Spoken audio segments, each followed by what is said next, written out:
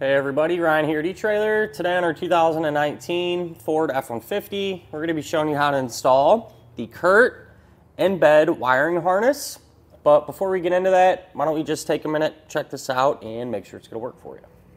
For those of you planning on pulling a fifth wheel trailer like our neighbor here today, or even a gooseneck, having a 7-way wiring connector in the bed is definitely going to be beneficial. You know, it's the right way to do things.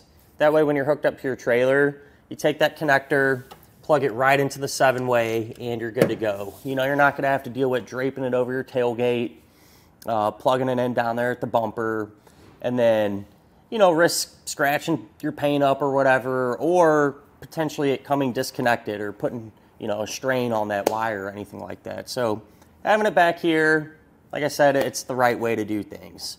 With that said, this kit is going to come with some special grommets. That way you can secure it to the bed. And that's because with these being aluminum, you know, corrosion and things like that can happen when you use different types of metals, you know, when they're in contact.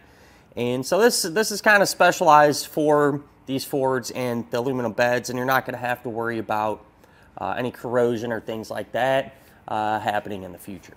For this kit to work, you are going to have an existing 7-way on your bumper already, because this is just going to plug right into the back of it. And when you do that, this one will work up here in the bed, and the one on the bumper is still going to maintain its functionality as well. So if you have a fifth wheel or gooseneck you pull, and then, you know, utility trailer, other days, you know, you can still use both of them without any issues. Pretty standard though. You know, kind of the industry standard connector. It's thick, it feels good. Spring-loaded lid, keeps it closed, and all sealed up. As far as the installation goes, this one isn't too bad, you know, especially the wiring. It's all plug and play for the most part. You are going to need a hole saw to create an opening there in the side of your truck bed, and it's really all there is to it. You know, you drill a couple holes, put this through, plug everything in. So really shouldn't run into too many issues. If you'd like to see how that's done though, feel free to hang around. We'll go ahead and hook it up together now. To begin our installation, we're going to be here in the back of our truck, and first things first, we need to find a location to mount up our 7-way. And in this truck, really not a ton of options here. So it looks like we're going to put ours right here in this area, just below our switch. But you want to position this to where, you know, you're going to clear this. You're going to have enough room to open this up without hitting the anchor and things like that. So I went ahead and just eyeballed it, marked it where we're going to drill. You also want to check behind, you know, the surface too, to make sure you're not going to drill into anything. So we have some wires coming off our switch.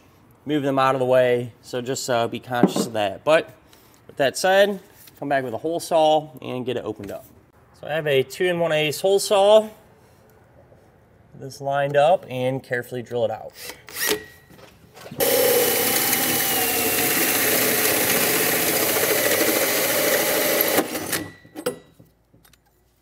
Kind of cleaned up some of the rough edges and vacuumed up all the shavings, and then you can take your 7-way and put that in, and we're going to get it centered, level. We want it here, which looks pretty good. And then I'm going to hold this tight against there and mark our holes there. So you can use a pen. I'm just going to use this little punch.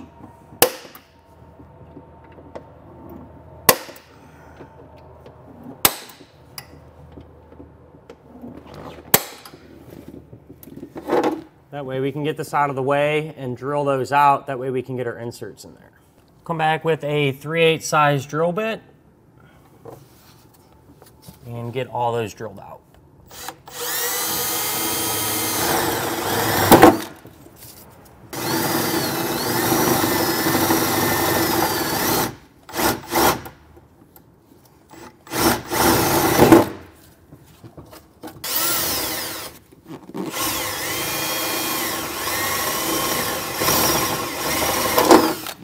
Once all those are drilled out, you can come back, clean everything up again. You can take the rubber inserts and just push those right into place. And then once those are in there, at this point, you can grab your wiring here, and you want the T-connector side, and we're going to feed that in through the hole to the bottom side of the truck.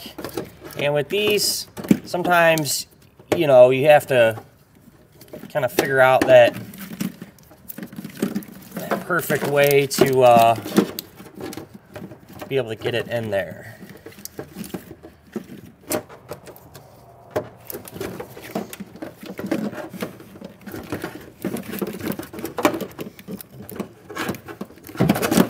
Go ahead and drop that down.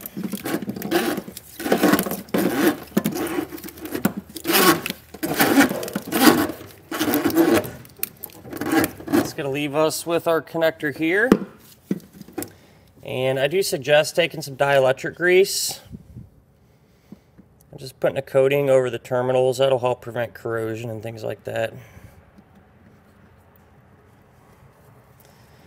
Then we can grab our 7-way connector and plug that right in. Push our 7-way through. Line it up and take the provided screws and get them started.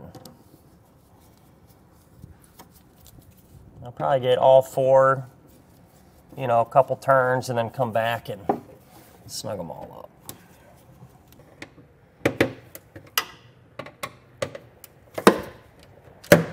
Now underneath the truck, this is where our wiring dropped down, and you can start to route it towards the 7-way on our bumper.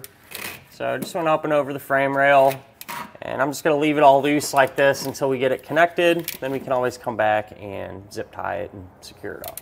So our T connectors, let's get a T right into our factory 7-way. So unplug that and push down on the center. Pop that out, and went ahead and applied more dielectric grease to these ends as well. But pretty straightforward. The OEM connector is going to plug into our new one. And then this one is going to plug into the 7-way connector here.